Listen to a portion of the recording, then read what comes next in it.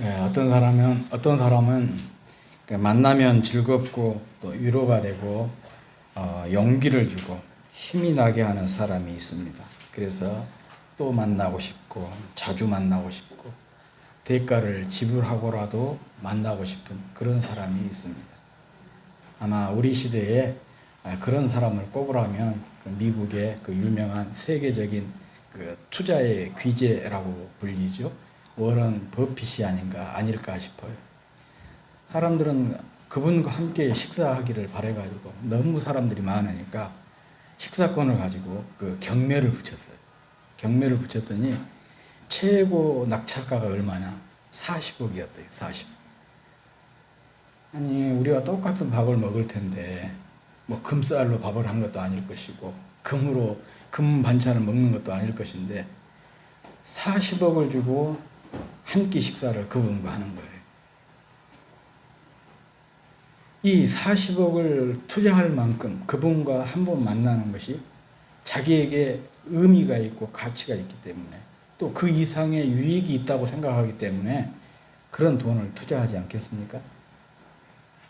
성경에도 비슷한 사람이 나옵니다. 누가복음 19장에 보면 삭개오라고 하는 여리고 부자가 나오는데 그분이 예수님과 식사를 함께 하고 자기 재산 절반을 뚝 떼어가지고 어려운 이웃들에게 기부하는 그런 사건이 나오죠. 예수님과의 만남이 얼마나 의미가 있었고 가치가 있었으면 자기가 주변 사람들에게 갖은 욕을 들으면서 모았던 그 목숨과 같은 그런 그 재산인데 그것을 뚝 잘라가지고 내어 놓았던 것이죠. 그런데 반면에 만남이 짐이 되는 사람이 있습니다. 만나면 마음이 무겁고 답답하고 온몸에서 힘이 쏙 빠지는 피곤한 사람이 있습니다. 그래서 두 번 다시 만나고 싶지 않고 밥을 사준다고 해도 만나고 싶지 않는 그런 사람이 있어요. 제 말이 틀립니까? 그런 사람 있죠. 아무튼 그 사람하고는 안 만나고 싶은 그런 사람이 있어요. 미국의 정신과 의사 주디스 올로프라고 하는 분이 이런 사람을 가리켜서 뭐라고 얘기를 했냐? 에너지 뱀파이어라고 칭했습니다. 에너지 뱀파이어. 에너지를 다 빨아먹어버린 사람. 활력을 다 빨아먹어버린 사람이라는 그런 뜻이죠. 뱀파이어가 그 서양 그 공포 영화에 나온 사람의 피를 빨아먹는 흡혈귀를 뱀파이어라고 하지 않습니까? 존 고든이라고 하는 분이 있는데 그분이 그의 책 에너지 버스라고 하는 책에서 불평, 불만, 원망 이런 것을 일삼는 부정적인 사람을 가리켜서 에너지 뱀파이어라 이렇게 이 얘기를 했습니다. 사실 주변에 불평과 불만과 이 원망을 늘어놓는 사람, 갈피다면 화를 내뿜고 부정적이고 파괴적인 말을 자주 하는 사람이 있으면요 주변이 참 힘들어져요. 주변 사람들이 힘들어져요. 저는 이런 사람을 이 연기와 같은 사람이다 그렇게 정의를 하고 싶어요. 이 예배당 안에 연기가 가득 차면 어떻게 됩니까? 시야가 어두워지게 되잖아요. 막 기침이 나오게 되잖아요. 사람들 막 눈물 콧물이 막 쏟아지게 되지 않습니까? 사람도 그런 사람이 있어요. 그런 사람이 곁에 있으면 시야가 주변이 다 그냥 가라앉게 되고 기침이 나게 되고 또 눈물 콧물을 쏟게 만드는 그런 사람이 있습니다. 그렇게 됩니다. 이런 사람이 가정에 있으면요 가정의 행복 에너지 또 희망 에너지 긍정 에너지를 모두 다 빨아먹어 버려요. 이런 사람이 교회에 있으면 교회의 기쁨 에너지, 소망 에너지, 사랑 에너지를 다 소모시켜 버립니다. 말 그대로 에너지 뱀파이어예요. 정말 내가 이 뱀파이어 자식, 뱀파이어 부모, 또 뱀파이어 남편, 또 뱀파이어 아내, 또 교회 안에서 이런 뱀파이어 신자가 아닌지 늘 우리가 우리 자신을 돌아보아야 할 것입니다. 그래서 성경에서 하나님은 이렇게 말씀하고 있어요. 믿음의 사람은 분을 그치고 노를 버리고 불평하지 마라. 그렇게 얘기한 것입니다. 에너지 뱀파이어가 되지 마라. 그런 얘기잖아요. 분이나 노나 불평이나 이런 것들은 우리의 에너지를, 다른 사람의 에너지를 다 빨아먹는 그런 것들이기 때문에 그렇게 말씀을 하고 있습니다. 반대로 우리 성도는 가정이나 교회, 자신이 속한 공동체에서, 그리고 만나는 사람들에게 기쁨의 에너지, 또 축복, 행복의 에너지, 희망의 에너지, 감사의 에너지를 불어넣어주는 사람이 되어야 됩니다. 누구에게나 어디서나 활력을 주는 사람이 되어야 돼요. 작은 건전지 중에 그런 건전지 이름이 있잖아요. 에너자이저라고 하는 건전지 있잖아요. 이 에너자이저가 뭐예요? 활력을 주고 힘을 주고 주는 사람을 에너자이저라 그렇게 얘기하지 않습니까? 정말 우리 성도는 에너자이저가 돼요. 만나는 사람에게 에너자이저가 돼야 되고, 내가 속한 공동체, 교회 안에서의 그 에너자이저, 가정에서 에너자이저가 활력을 주고 활기를 주고 힘을 주고 소망을 주고 희망을 주는 그런 사람이 돼야 된다는 얘기죠. 오늘 본문은 그 활력을 다 빼앗아 버리는 에너자이저의 반대가 디에너자이저잖아요. 이 디에너자이저, 즉 에너지 뱀파이어의 최후에 대한 말씀입니다. 오늘 본문 말씀은 사실 13장에서부터 시작이 돼요. 그러니까 아주 중요한 사건이고, 성경에서 분량이 많다는 것은 그만큼 중요한 사건을 이라는 그런 의미도 되거든요. 13장, 14장 사건이에요. 이스라엘 백성이 이집트에서 430년 동안 종살이 했지 않습니까? 그런데 하나님께서 모세를 세워서 어느 날 갑자기 그들을 이집트에서 탈출을 시켰어요. 그래서 이집트를 나온 지 13개월 만에 그들이 도착한 곳이 어디냐? 가데스 바네아라고 하는 지역입니다. 현재 그 유다 가장 남쪽에 있는 그 지역이에요. 그러니까 유다의 이 문턱, 관문과 같은 그런 도시가, 지역이 가데스 바네아입니다. 거기에서 일어났던 사건이에요. 지금까지 이스라엘 백성들은 13개월 동안 하나님의 구름 기둥과 불 기둥을 따라서 인도를 받고 보호를 받으면서 이집트에서 이 가데스 바네아까지 왔습니다. 구름 기둥과 불 기둥이 멈추면 그곳에 장막을 치고 거기서 생활을 하고, 또 구름 기둥과 불 기둥이 딱 일어나면은 장막을 걷고 출발 준비를 했어요. 그리고 불 기둥과 구름 기둥이 인도하는 곳을 따라서 이렇게 쭉 행진을 했습니다. 그렇게 해서 13개월 만에 이 가데스 바네아까지 이르게 된 거예요. 그런데 이제 가데스 바네아에 도착해서 모세가 백성들에게 명령을 해요. 야, 이제 하나님께서 이 가나안 땅을 우리에게 주셨으니까 믿음으로 올라가서 우리가 취하자. 그렇게 이 얘기를 했는데 갑자기 백성들이 거기에 대해서 태클을 걸고 나온 거예요. 아니, 우리가 무작정 들어갑니까? 먼저 그 땅을 한번 정탐을 해보고 들어가야 되지 않겠습니까? 탐지를 해보고 들어가야 되지 않겠습니까? 말인즉슨 옳은 말이죠. 그런데 사실 그들이 이 13개월 동안 광야를 거쳐오는 동안 자기들이 정탐꾼을 보내가지고 길을 이렇게 탐지를 하고 우리가 어디로 가면 좋겠다 그런 거 알아본 적이 없어요. 하나님께서 그저 구름 기둥과 불 기둥으로 인도를 받으면서 왔었는데 갑작스럽게 이런 요구를 한 거죠. 이것은 더 이상 하나님의 인도를 받고 싶지 않다 그런 얘기잖아요. 하나님께서 그 땅을 주셨으니까 믿음으로 취하면 된다 그러는데 그런 믿음을 그들에게서 사라져버린 거 아니겠어요? 그러니까 이 얘기를 듣고 모세가 참 불편했습니다. 왜 이렇게 마지막 순간에 백성들이 이런 불신앙에 떨어지나. 불편해가지고 불편해하는데 하나님께서 모세에게 말씀하셔요. 백성들의 요구를 들어줘라. 그래서 모세가 각 지파에서 한 사람씩 대표를 뽑았습니다. 그래서 12명을 뽑아가지고 그들로 하여금 가나안 땅을 이렇게 40일 동안 탐지를 하고 돌아오도록 했습니다.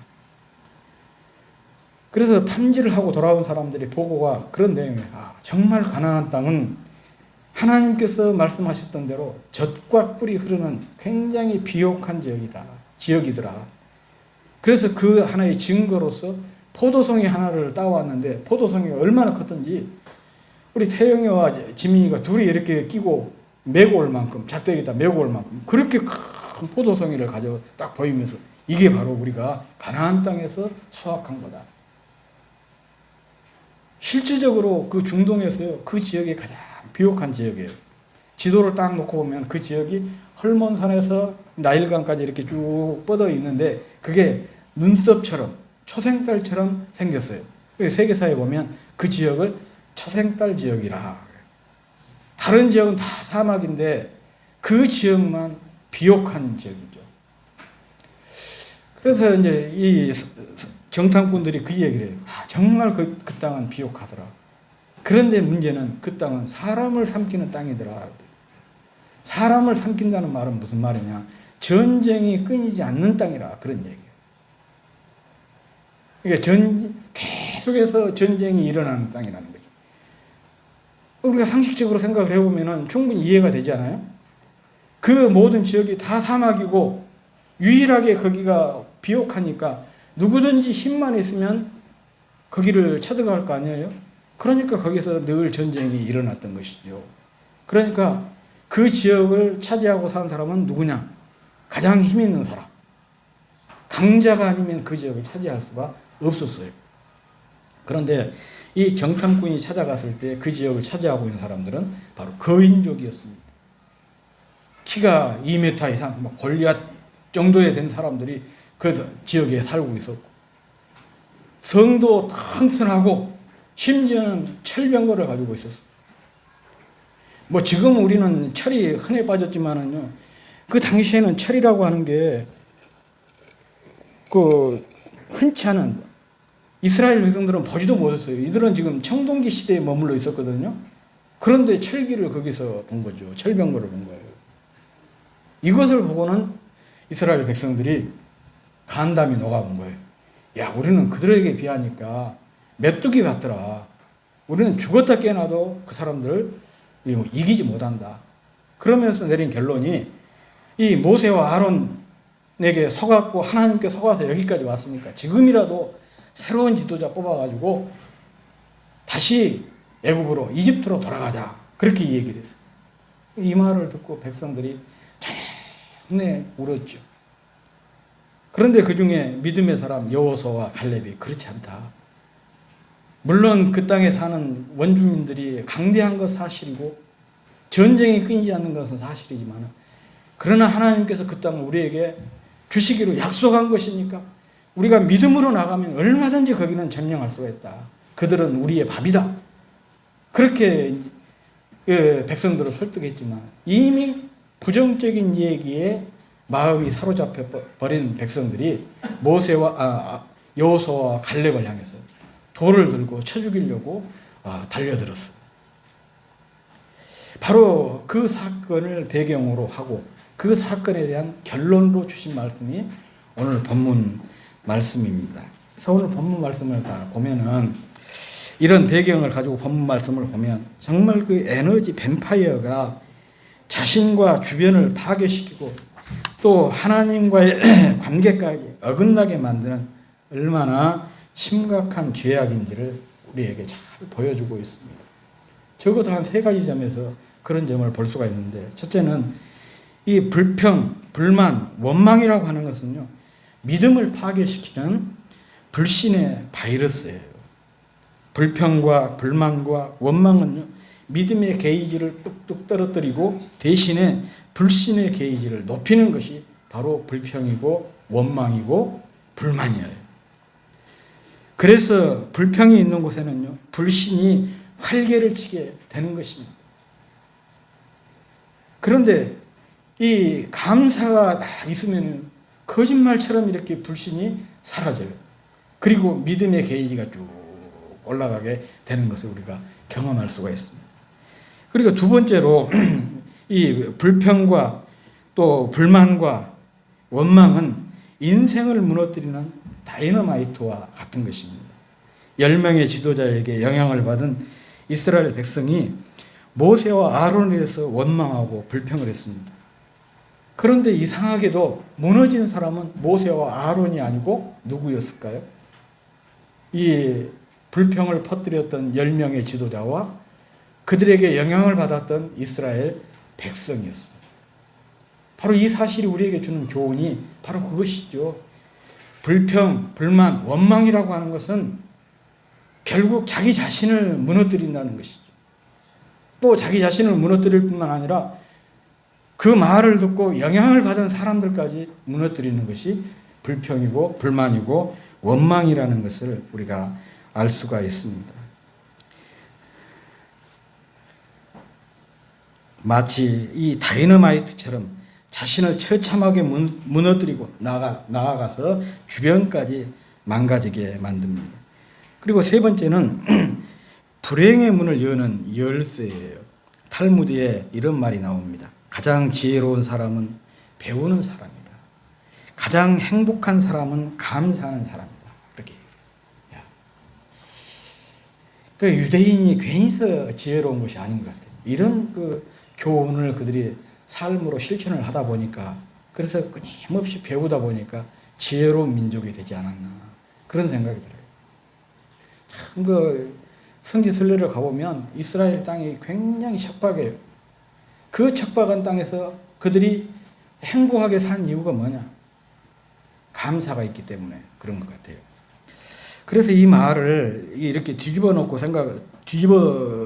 뒤집으면은요, 가장 불행한 사람은 어떤 사람이냐? 바로 불만을 품고 불평하고 원망하는 사람이란 뜻이 됩니다. 그래서 감사가 행복을 여는 열쇠라고 한다면 이 불평과 불만은 불행을 여는 열쇠입니다. 오늘 본문에서 이 사실을 우리가 확인할 수가 있습니다. 이스라엘 백성은 원망과 불평 때문에 40년을 광야에서 방황하게 되었습니다. 자신은 물론이거니와 자기 자녀들까지 이런 헛고생을 하게 만들었어요. 원망과 불평이 지금까지 모든 삶의 수고를 무력화시키고 현재의 삶을 고통 속으로 몰아넣어서 불행에 빠뜨린 것입니다. 뿐만 아니라 미래의 문까지도 닫히게 만드는 것이 바로 이 원망이고 불만이고 불평입니다. 이집트를 나온 장정 중에 여호수아와 갈렙을 제외하고 아무도 가나안 땅에 들어가지를 못했어요. 모두가 다 광야에서 죽었습니다.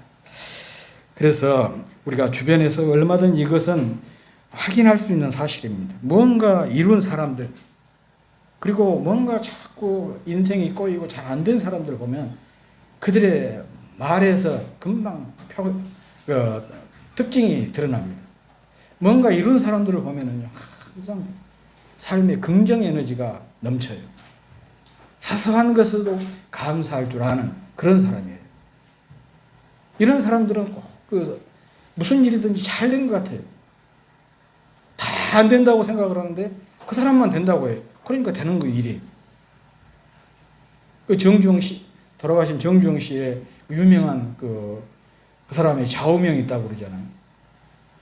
사람들이 이거 안 됩니다, 못 합니다 그렇게 얘기하면 해봤냐? 그렇게 묻는다고 그래요. 해봤냐? 그냥 안 된다, 못 한다 그런 것은 해보고 나서 할 일이지, 해보지도 않고 그런 얘기를 하는 것은 아니라는 것이죠. 그런데 자꾸 인생이 꼬인 사람들을 보면요, 말부터가 그래요. 늘 그 원망, 불평, 이 불만이 가득 차 있어요.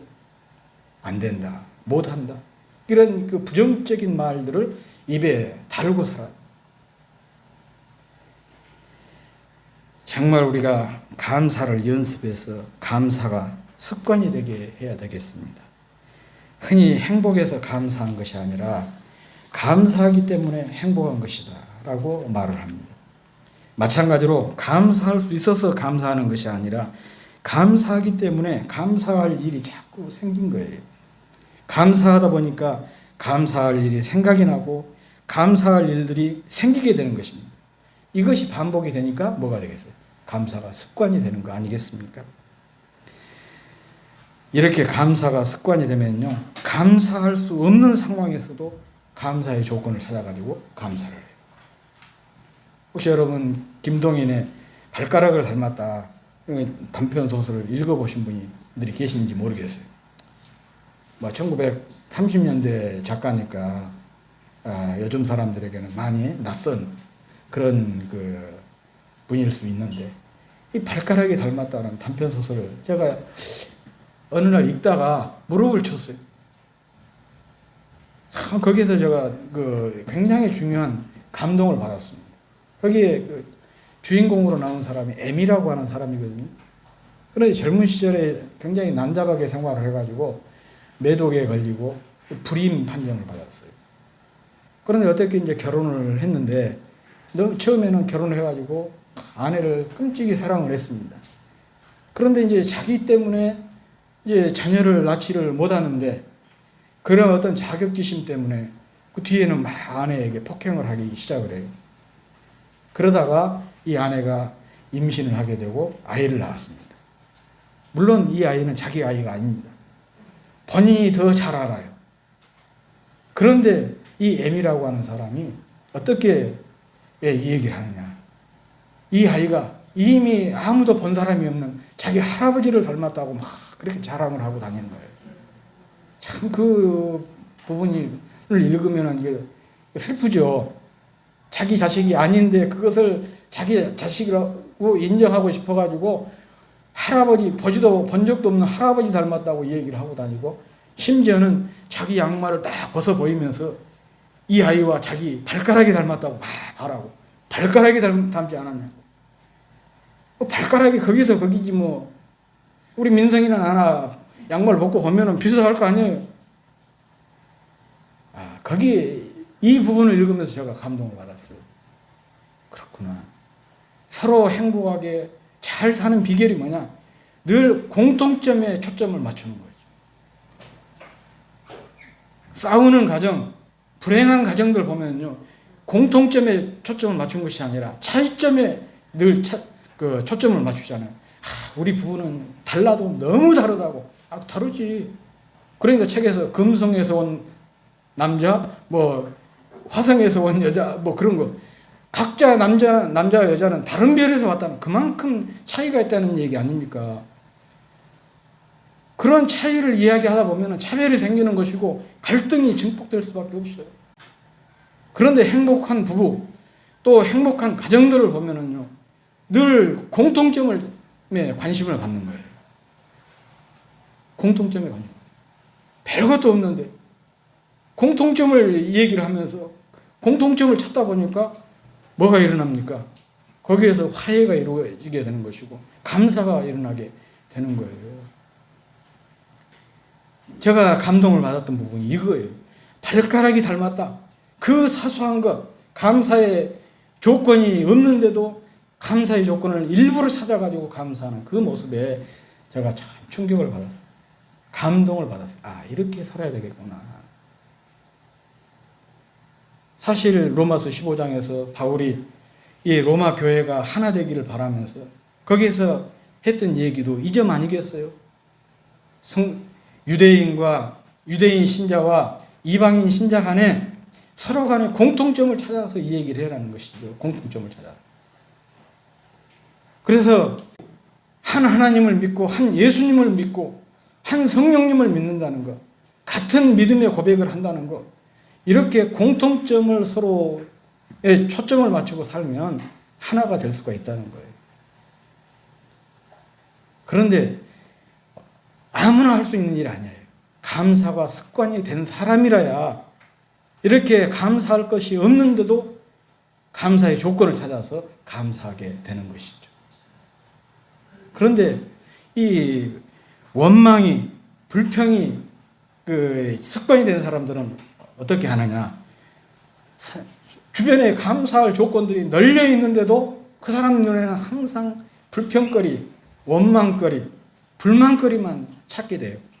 그래서 불평하게 되고 원망하게 되고 또 불만을 터뜨리게 되는 거거든요. 어떤 여행객이 멕시코 온천지대를 이렇게 방문을 했대요. 가이드와 함께. 하니까 한쪽에서는 냉천이 흐르고 그 옆에서 온천이 막 뜨거운 물이 막 솟구치고 있는 거예요. 그러니까 동네 안악들이 빨랫감을 가져와가지고 이 온탕에다가 딱 담가놨다가 그대로 건져서 냉천에서 빨래를 하고 있는 거예요.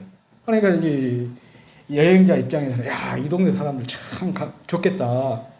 하나님께 우리에게 이런 은혜를 복을 주셔서 감사하겠다 싶어가지고 이 가이드에게 물었대요.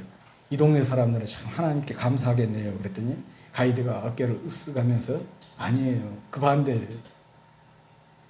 불만이 크답니다. 그래서 무엇을 불만한답니까? 그랬더니 아니 하나님께서 냉천도 주시고 온천도 주셨으면 이 비누까지 주셔야지 왜 비누는 안 주냐. 그러면서 불평한다. 그렇게 이 얘기를 하더랍니다. 자, 이런 이 불평이, 불만이, 원망이 습관이 되어버리면 이렇게 되는 것이에요. 그래서 이렇게 불평이 습관이 된 사람은 불행한 사람이고 주변을 불행하게 만드는 것입니다. 주변의 긍정 에너지를 다 빼앗아 버리는 에너지 뱀파이어가 되는 것입니다. 사실 감사할 수 있어서 감사한 것이 아닙니다. 감사하기 때문에 감사할 일이 넘치게 되는 것입니다. 그래서 성경은 범사에 감사하라 이렇게 말씀하신 거예요. 범사. 범사라는 건 모든 일 아니겠어요? 좋은 일이든지 나쁜 일이든지 다 감사해라는 거예요. 그래야 감사로 물든 삶이 가능하기 때문에 감사가 습관이 될 수가 있기 때문에 그렇게 말씀하신 것입니다. 감사는 남을 위한 것이 아니라 자기 자신을 위한 것입니다. 감사는 이 불신의 바이러스를 막아주는 항생제고 퇴치하는 치료제예요. 믿음의 게이지를 높여주고 불평의 게이지, 불만의 게이지, 원망의 게이지, 이 분노의 게이지를 낮춰주는 그런 역할을 하는 것이 바로 감사입니다. 감사는 무너지는 것을 고치고 회복하게 해줍니다. 불행의 문을 닫는 자물쇠이고 행복의 문을 여는 열쇠가 바로 감사예요. 감사는 우리 자신과 가정과 교회와 공동체의 희망의 에너지, 기쁨의 에너지, 행복의 에너지, 긍정의 에너지, 이 축복의 에너지를 충만하게 채워주는 에너지 플러그입니다. 무엇보다도 감사는 우리를 향한 우리 주님의 뜻이고 천국의 문을 통과하는 패스워드이고 하나님을 영화롭게 하는 비결이 바로 감사에 있습니다. 뿐만 아니라 감사는 주님과의 친밀함을 증거해주는 특징이 또한 감사예요. 이 사람이 지금 얼마나 주님과 친밀한 관계 속에 있느냐 그것을 드러내주는 하나의 객관적인 표시가 감사라는 거예요. 감사하는 삶을 보니까 이 사람은 충만한 사람이구나. 주님과 친밀한 관계 속에 있는 사람이구나를 알 수가 있는 거예요. 지금 온 산천이 단풍으로 붉게 물들었습니다. 우리 마음도 우리 주님을 향한 감사로 물들기를 주님의 이름으로 축복합니다.